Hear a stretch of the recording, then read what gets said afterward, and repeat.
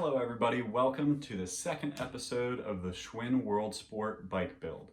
So currently on the project bike, we kind of just got everything running, and now we're going to be making it a little bit more comfortable. So in this episode, we're going to be replacing that ugly bar tape, as well as the saddle, because it was just kind of worn and it was starting to fall apart. So we got a newer saddle that we're going to be putting on there, as well as a new chain so that it runs a little bit more smoothly. So without any further ado, let's get to it. Okay, so we're going to get started by removing this ugly bar tape. Oh my gosh, this stuff is so gross. It's just ripped and it like stains your hands with its weird red dust. It had to go. Being one of the first things that anybody sees on a bike, you want your bar tape to be in good condition at the least, and this was far from it.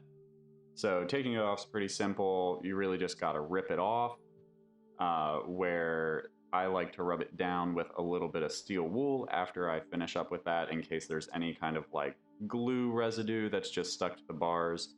It takes that off and makes the next set adhere to it a little bit easier.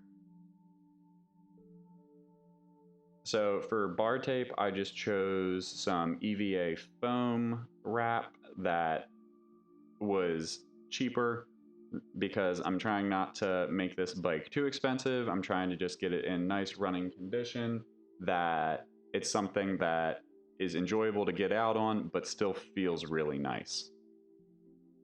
So around the top isn't too bad. It's mostly just figuring out the spacing that you need to get for your bar wrap to make it all the way down to the end of the bars, but also to be comfortable enough for longer rides.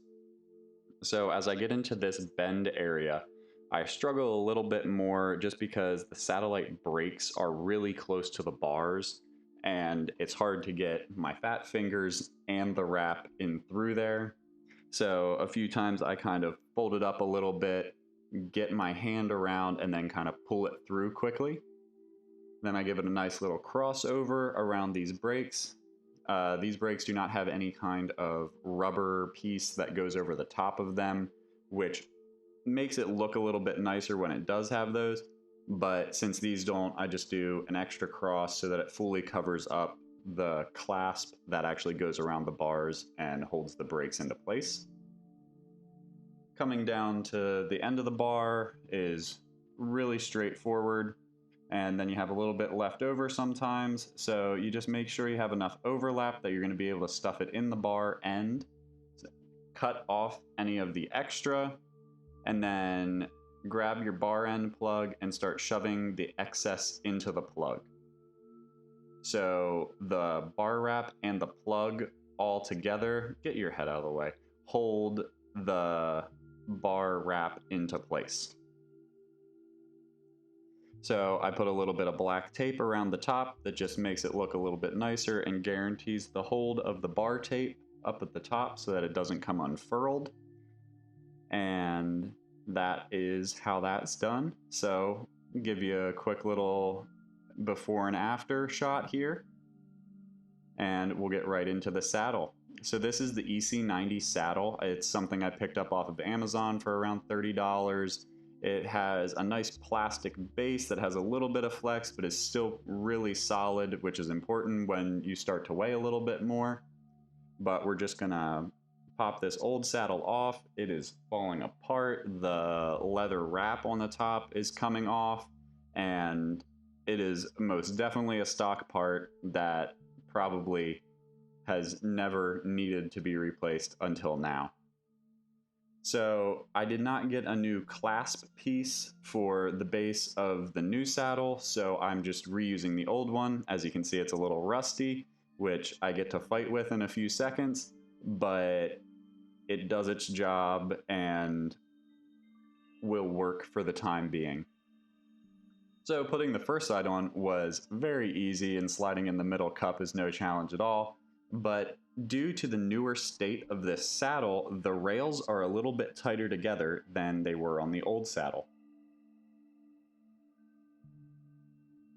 So I have to fight with it for a second here to really get that second cup into place.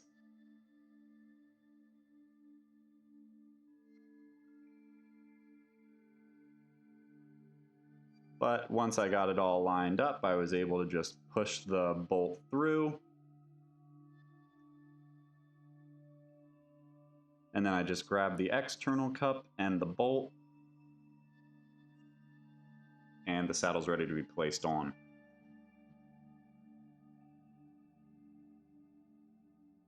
So I'm just sliding it on here, figuring out what the angle needs to be for the saddle. And as you can see, it's tilted up a decent amount. So I'm going to bring that down a little bit so that it's closer to level with the top tube. As you can see, I have it pointed down a little bit, which is just my preferred comfort for a bike. And since I'm riding it around a little bit now, I want it to be as comfortable for me as possible. And with that, it is all finished.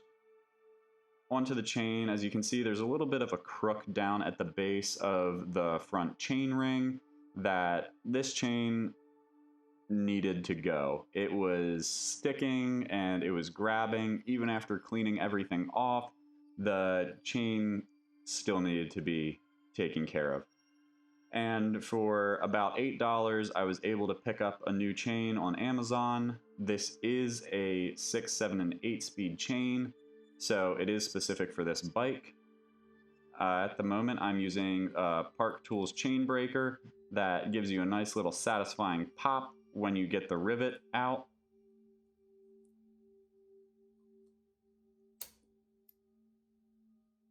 And then the chain pretty much just falls off the bike. Placing this new chain on is pretty straightforward as well. Due to the way the bike is set up and this type of derailleur, I knew that the chain that I was getting was going to be the correct length, and I wasn't going to need to remove or add any more links to it, which is always a benefit. So I just rolled it over the front of the cog set here.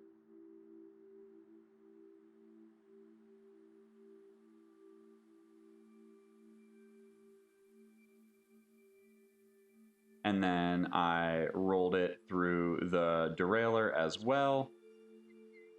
Placed in the new links.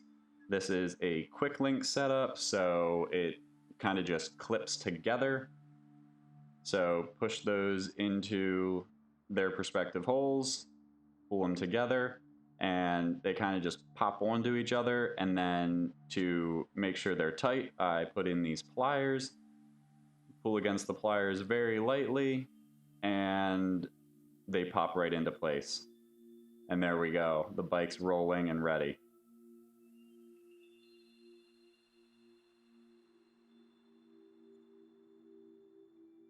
Okay, so here is what we have so far. As you can see, got that bar tape all cleaned up, and boy does it look nice. We also have that new saddle, which is going to be so much more comfortable on rides, and we got that drivetrain looking a lot better with that new chain. Overall, this bike has come together well. Okay, everybody, thank you so much for watching this video. As you saw this episode, we got that bar tape off, we got that chain replaced, and we got a new saddle on the bike. It's going to be so much more comfortable. This thing is just falling apart in so many different ways, and that new saddle is just going to be wonderful. So make sure to hit the thumbs up if you like this video. Leave a comment down below about what you might want to see next on the bike. Hit the subscribe button so that you're able to stay up to date on the project as well as other videos, and hit the little notification bell beside it so that way you're able to stay up to date as soon as those videos come out. So thank you so much for watching this video, and we'll see you in the next one.